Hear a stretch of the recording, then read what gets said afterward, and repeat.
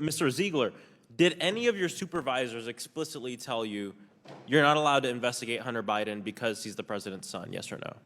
I was never told that. You were never told that, thank you. I mean, I know we're in your deposition, did you suggest that there's some larger conspiracy at play here, which is what my colleagues on the other side of the aisle would have us believe, that there's a two-tier justice system that privileges Democrats over Republicans. And that's what my colleagues are doing. They're using you and using your story and using your work to make this argument for themselves. And since January 6th, these Republicans and Trump have complained about a two-tier justice system, co-opting the language of the decades-long civil rights movement for Black lives and Black freedom, a movement that they actually are actively looking to eliminate. There is a two-tier justice system, but it's not about Democrats versus Republicans. This language, two-tier justice system, has a real history. It has a real history of Emmett Till. It has a real history with Breonna Taylor. It has a real history with George Floyd, the Central Park Five, Derek Diaz, a young man who was just an unarmed young man who was just killed in Central Florida not but a week ago.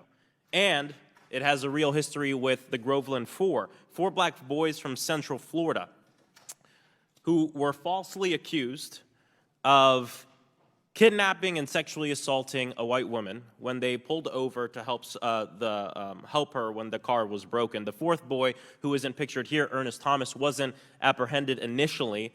He was actually shot to death in his sleep. A 100-person mob wanted to get their hands on the remaining 3 black boys and couldn't, and so they took it out on the predominantly black town, shooting residents, looting, setting fire to their homes. Charles Greenlee was sentenced to prison for life. He was 16 years old.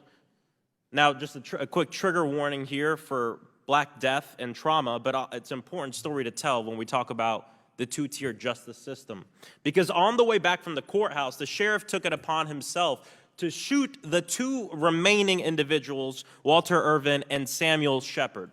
Walter Irvin actually ended up living because when he was shot, he played dead. But the other one was shot, killed, Samuel Shepard. They were both handcuffed, as you can see in the photo, and were shot to death. They all died in either prison or on parole as convicted criminals. And in 2021, 72 years later, a judge exonerated them, and the trial was considered a fraud.